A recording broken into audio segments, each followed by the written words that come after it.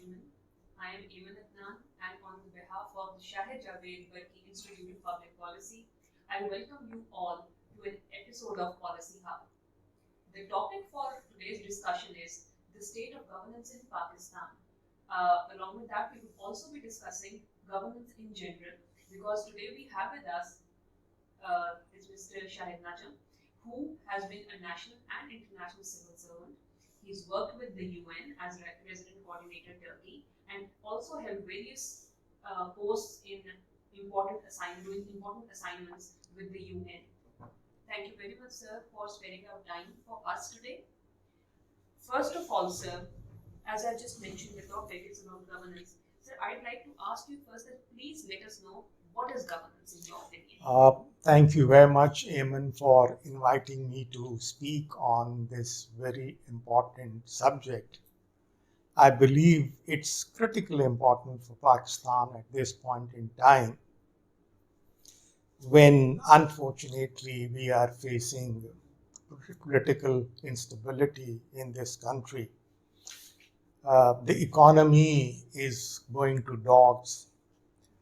Socially, there is a kind of disintegration which is palpably evident when you go out in the streets. Environmentally, it's very disastrous. Pakistan is one of the worst affected countries. The recent floods in themselves speak of the enormity of the problem that we face. But at the same time, it reflects very poorly on the governance function of this country. Despite the massive losses of life and property and livelihood assets of people, it is a pity that episodes of governance dysfunction, of corruption, of pilferage, of neglect of the poor people who are waiting for the government to come and help them out of this misery. And yet we have not been able to efficiently deliver the relief. Not only deliver the relief, but we have also stolen from the people the relief that we received from outside the country.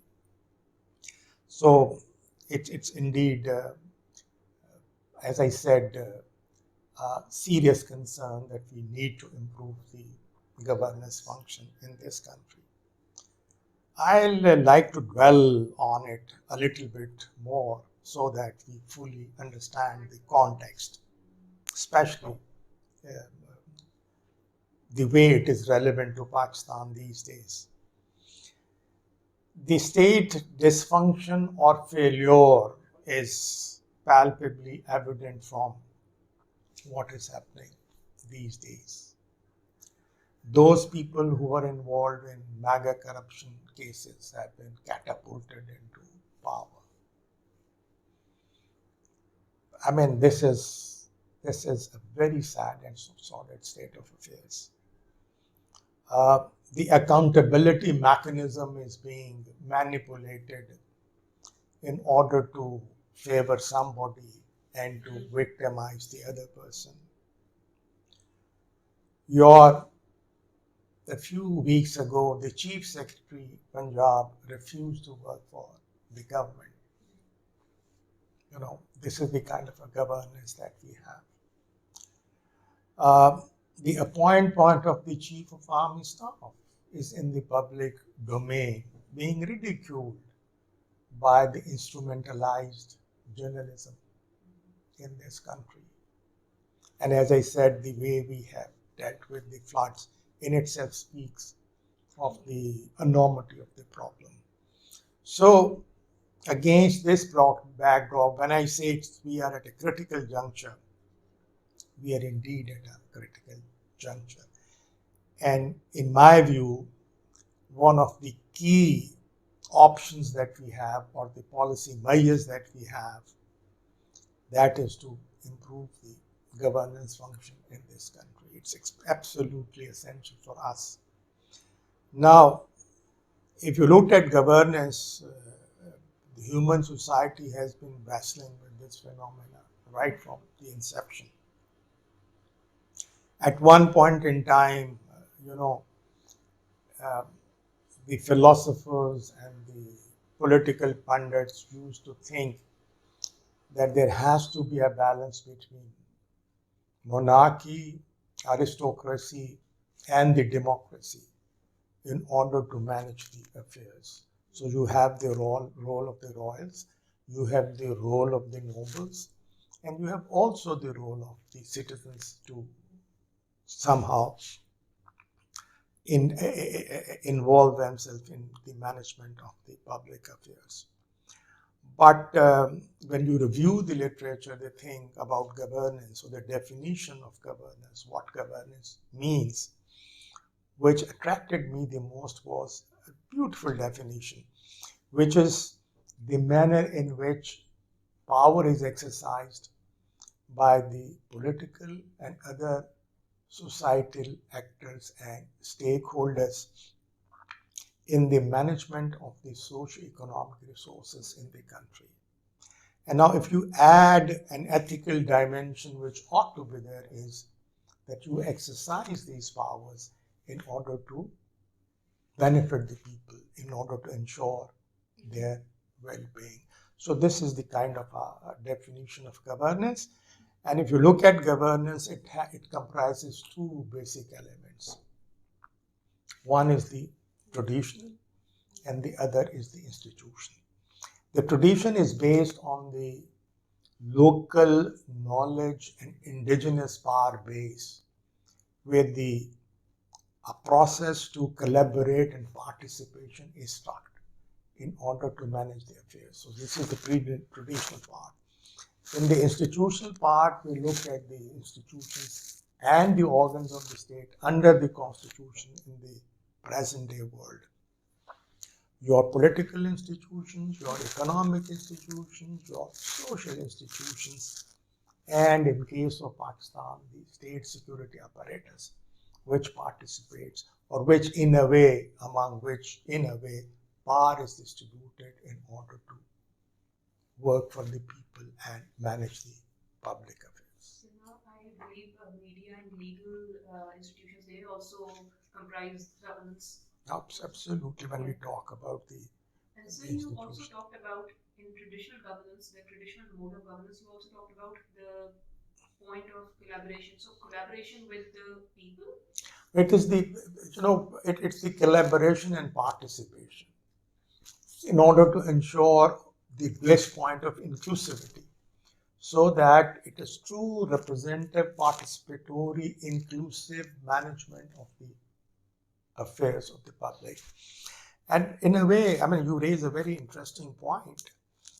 There could be efficient and effective governance under army authoritarian rules, where they could somehow manage the affairs and provide the public services and public goods for the people through efficient and very effective mechanism.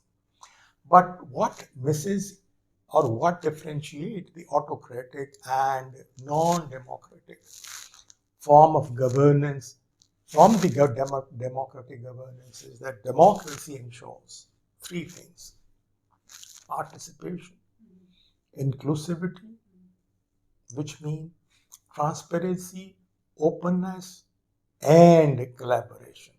It is through democratic process that you achieve these fundamentals which help you in improving the governance mechanism in the country. So something on the same lines I wanted to ask you in my next question, that what are the salient features of good governance? Because we've talked about the definition of governance. I think we should move towards good governance now. So what, in your opinion, are the salient features of good governance? And what is the most suitable government order that provides a conducive environment for good governance? Yeah, I mean, if you look at the governance and good governance and emergence of good governance as a very potent paradigm for ensuring sustainable human development. Back in 1980s, the World Bank and the international financial institutions and the UN system they embarked on, essentially, I think it was the international financial institutions, they came up with this structural adjustment program in 1980s. And despite the fact that they allocated billions of dollars to Africa and to the South Asian and many developing countries in the world, the scale and the size of the problem of poverty, deprivation, death, disease, literacy, they simply could not emancipate the humanity from those challenges. And they carried out an analysis, and what emerged very distinctly was the governance crisis. Across the board? Across the board, that why, despite the fact that so much aid has been given, yet we have not been able to bring about the transformative changes. And again, I think what came out was the governance crisis. It was because of the poor governance, the recipient countries were not able to achieve their development targets. So from then onwards, the donor agencies and the development partners, they made it as one of the integral part of the development recipe. And they came up with this concept of good governance. Now, the World Bank has its own criteria of judging what constitutes good governance. Academia and the research scholars, they have also delved very deeply in order to identify as to what are similarly the United Nations system. But I think there are 8 or 9 features which you can distinguish in the literature. And on top is number 1 is the political voice and participation, so that the people should be able to exercise and expand or express their collective choices freely. The second is the consensus building, consensus orientation. For a good governance, it is absolutely essential that when various interests are kind of articulated, various shades of opinion are given expression to, then the governance mechanism should be able to mediate and reach at a consensus, so that the entire stakeholder community or the beneficiary community has a sense of belongingness and ownership to be able to pursue that path. The third is the accountability. Accountability is every ounce of the intellectual capacity or every pence of the dollar or the dime has to be accounted for. And those accountability mechanisms need to be there in order to ensure that the financial organization and human assets are being utilized towards achieving the goals without any pilferage, without corruption, etc. Then there has to be a responsiveness. A good governance is the governance which responds to the need of the people. Now you articulate the need, you integrate the need, but if you come up with the development plans or the recipes for the development which is not responsive to the felt needs of the people, you won't be able to achieve the desired results. So responsiveness is very important. Efficiency, effectiveness of utilization of the resources, socio-economic resources, absolutely essential. So efficiency and effectiveness, they constitute. Then you have to have a strategic perspective. When you talk of strategic perspective, then that strategic perspective entails that you do not concentrate on the intra-generational development. It is the intergenerational development, so that the world that you bequeath to your children and their children and their children, they should be able to partake the same benefits. So strategic perspective has to be there so that the myopic gains do not compromise the sustainable gains that one could achieve. And lastly, I would say, which is extremely important, I think there are two things which I would, one is the equity, development which is not equitable, which makes the rich richer and the poor poorer, does not mean anything. So governance has therefore be very conscious of, sensitive to the issue of equity, and then transparency and openness so that everybody knows as to what is happening, that the decisions are not taken under the table or in a very nebulous and in an environment where people do not know what is the rationale, what is the raison d'etre for a particular decision. And in that then becomes the role of the media, information, expression. So these are some of the elements of good governance. So, because I know that you also have a background in law, legal studies as well. So, I'd also like to ask you, कि इन सारे salient features में, can we adjust rule of law somewhere? Oh, this is one thing I think, thank you very much. I think rule of law is extremely, extremely important.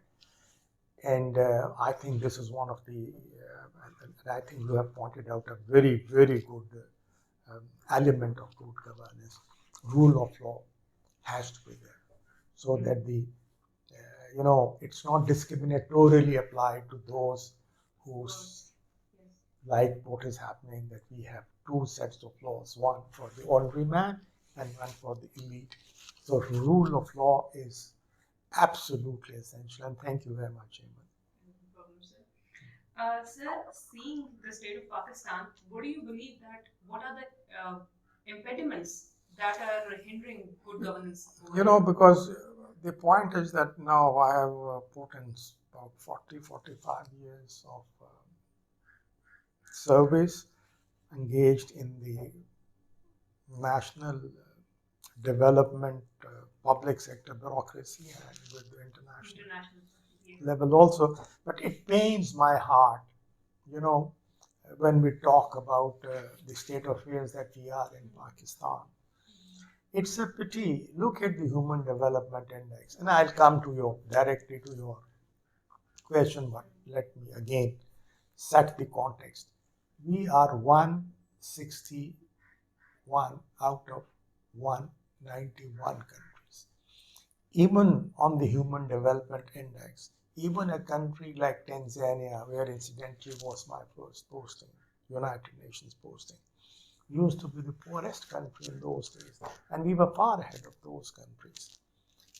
It is one rank higher than Pakistan. So that is something. That 160 and we are 161. Look at Bangladesh, which is roughly, I think, if I correctly recall, is 128. India is 132. And we are at 161. Look at the corruption perception index. We are 140 or 141 out of 161 countries. Look at the propensity index. We are 138 out of 167 countries. Look at the security, which again relates to governance and peace. We are 150 out of 164 countries. Look, that is the kind of pathetic performance that we have. Look at the governance effectiveness or the political violence stability. I mean, it's on a percentile basis. We are 5% compared to India, which is 26, 28%. I mean, this is where we are. And that is what, when I say it pains your heart, because in terms of assets, human, social, physical, natural resource assets, and the financial assets, it's a very, very rich country. So, and if you look at the impediments, I think there are 4 or 5 very easily that you could identify. One, of course, are the structural impediments. Look at the social inequities. Look at the social power structure. Look at those who make the decisions, especially the politicians. Can an ordinary man break the shackles of the local power structure. If you analyze the electables, if you analyze the political process, you see the same families again and again and again, majority of them. So this is one of, there are ideological reasons for that. There is a lack of accountability in this country for that. There are political and institutional reasons. Where is the political pluralism in this country? Do we have the kind of a pluralist institutions which are capable of participating, which again is one of the major features of the good governance, to participating in the decision or in the management of the public affairs? We don't have. Look at the elections. Do we have fair and free elections in this country? Every successive government, everybody talks of free and fair elections. But this is something which continues to remain a distant dream for us. So look at the institutional nebulousness, the role which has been enshrined in the Constitution, a clear mandate. But actually what happens? That you see the encroachment of the executive on the politicians, politicians on the executive, and to the extent your judiciary has also been compromised. So there is no accountability mechanism in this country. No accountability. I mean, if you look at the accountability law, there is a NAB ordinance, an anti-corruption ordinance, and there are a plethora of many that you have. But where is the enforcement of the implementation function? So then look at the administrative performance. Corruption is rampant. Nepotism is rampant.